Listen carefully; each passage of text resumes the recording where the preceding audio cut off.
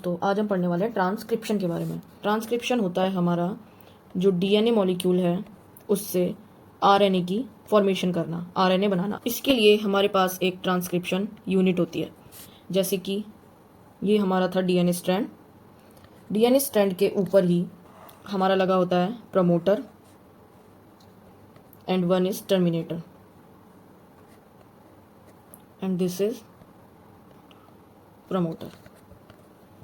अब जैसा कि अगर हमारे सीक्वेंस मान लीजिए डीएनए पे हैं ATT GC, तो इसके अपोजिट क्या होंगे हमारे डीएनए में TAAGCG। अब हमें करनी है आरएनए की फॉर्मेशन। न्यू आरएनए की फॉर्मेशन हमेशा होगी 5 to 3 डायरेक्शन। तो हमारी किस स्ट्रैंड पे होगी? यहाँ इस वाले स्ट्रैंड पे हमारी आरएनए की फॉर्मेशन होगी। इन विच डायरेक्शन? 5 to 3। और कौन से रूल से? अगेन कॉम्प्लीमेंट्री रूल से। यानी कि अगर यहाँ ए है तो इधर आरएनए में क्या हो जाएगा? U T का A G C G।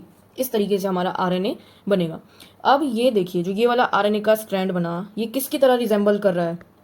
जो हमारा ये आरएनए बना, ये किसकी तरह रिजेंबल कर रहा है? इसके जो सीक्वेंस है, इसके जो न्यूक्लियोटाइड्स हैं UAAGCG, ये किसकी तरह दिख रहे हैं? हमारे एज इट इज जो कि हमारा डीएनए है 5 to 3 प्राइम। क्योंकि आरएनए स्ट्रैंड की फॉर्मेशन हुई है तो आरएनए में हमारा थाइमीन की जगह क्या होता है? हमेशा यूरेसिल। इसीलिए तो ए का A G C G बिल्कुल इसकी तरह बिहेव कर रहा है। इसीलिए हम जो हमारा नीचे वाला स्ट्रैंड है 5 to 3 वाला, इसको नाम देते हैं हम कोडिंग स्ट्रैंड।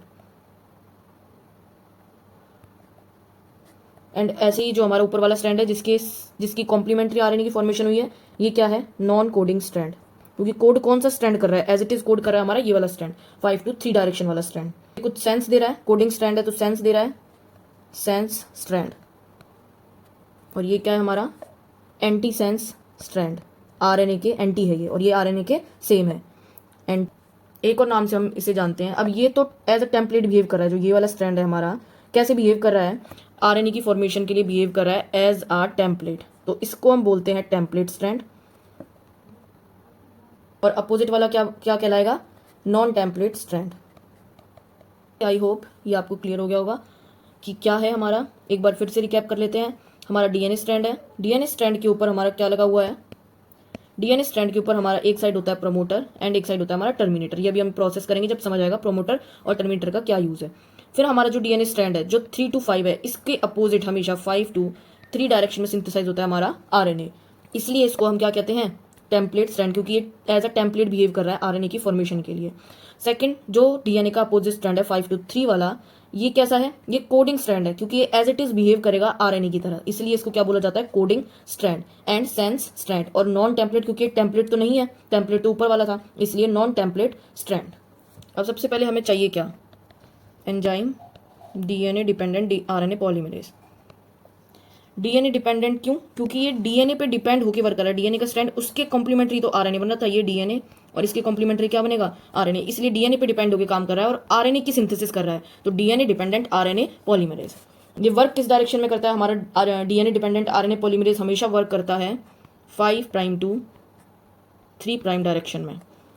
सेकेंड है हमारा promoter is at 5 prime end of coding strand. ये देखिए, जो हमारा इस डायग्राम में प्रमोटर है, ये कहाँ है? 5 prime end of coding strand. हमेशा जो लिखने का तरीका होता है प्रमोटर और टर्मिनेटर का, वो होता है with respect to coding strand. ठीक है, इसलिए हमने लिखा है कि प्रमोटर कहाँ है? At 5 prime end of coding strand. And terminator कहाँ लिखेंगे? At 3 prime end of coding strand. अब हमें ट्रांसक्रिप्शन प्रोसेस के लिए क्या क्या इंपॉर्टेंट है? तो सबसे पहली चीज जो होगी वो होगी हमारी डीएनए टेम्पलेट। जैसा कि हमने देखा कि सबसे पहले क्या चाहिएगा? एक डीएनए टेम्पलेट चाहिएगा ना, जिसके कॉम्प्लीमेंट्री आरएनए की सिंथेसिस होगी। तो इसलिए सबसे पहले क्या चाहिए? एक डीएनए टेम्पलेट चाहिए। सेकंड हमारा क्या है? एंजाइम। एंजाइम जैसा कि अभी हमने देखा DNA dependent RNA polymerase.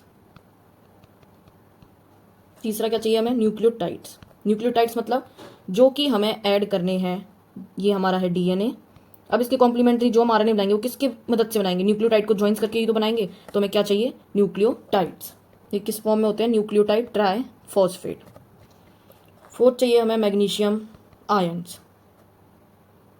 Fifth है हमारा सिग्मा फैक्टर। जो कि हेल्प करेगा इनिशिएशन में, यानी स्टार्ट करने में। एंड लास्ट हमारा है रो फैक्टर, क्या करेगा टर्मिनेशन में, यानी कि एंड करने में, ट्रांसक्रिप्शन का एंड करने में।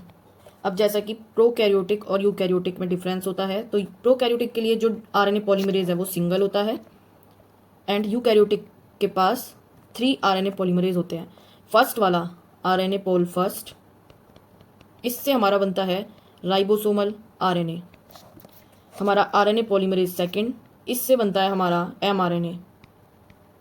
एंड जो हमारा थर्ड है आरएनए पॉलीमरेज थर्ड, ये सिंथेसाइज करता है tRNA, ribosomal RNA, messenger RNA and transfer RNA.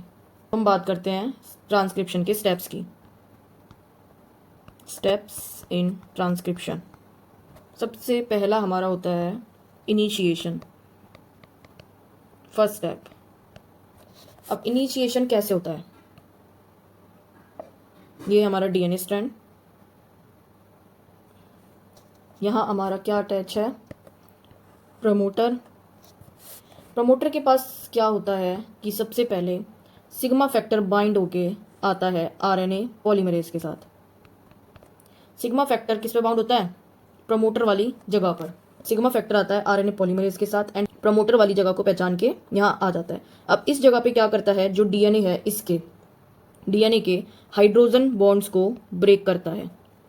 Hydrogen bonds को ब्रेक करता है तो डीएनए ओपन हो जाता है। एंड आरएनए पॉलीमरेज का काम क्या है, न्यूक्लियोटाइड को ज्वाइन करके डीएनए के कॉम्प्लीमेंट्री आरएनए बनाना। तो ये तो हमारा हो गया क्या, इनिशिएशन। इनिशिएशन के बाद हमारा सेकंड स्टेप आता है elongation. Again this is our DNA, ये हमारा आरएनए पॉलीमरेज।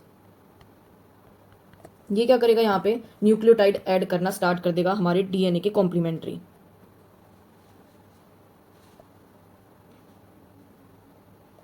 ये क्या सिंथेसिस हो रहा है हमारा, आरएनए।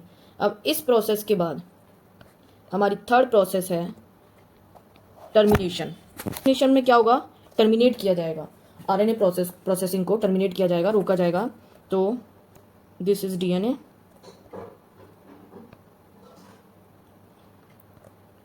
हमारा आरएनए पॉलीमरेज।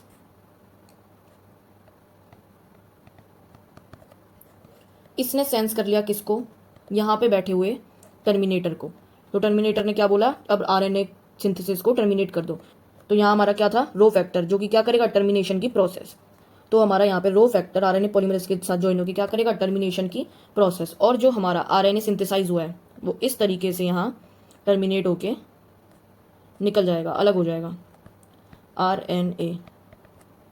अब जो ये आरएनए बना है, अभी ये इमेच्योर आरएनए है, इसको हम बोलते हैं एचएनआरएनए, हेटेरोन्यूक्लियर आरएनए।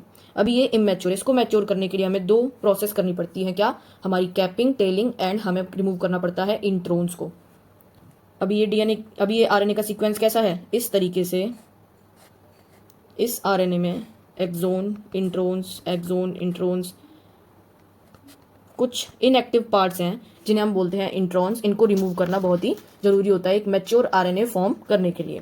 इनको हम बोलते हैं पोस्ट ट्रांसक्रिप्शनल मॉडिफिकेशन, यानी कि ट्रांसक्रिप्शन के बाद की मॉडिफिकेशन। ये हम नेक्स्ट वीडियो में देखेंगे। अगर आपको ये वीडियो अच्छी लगी हो, please like, share and subscribe.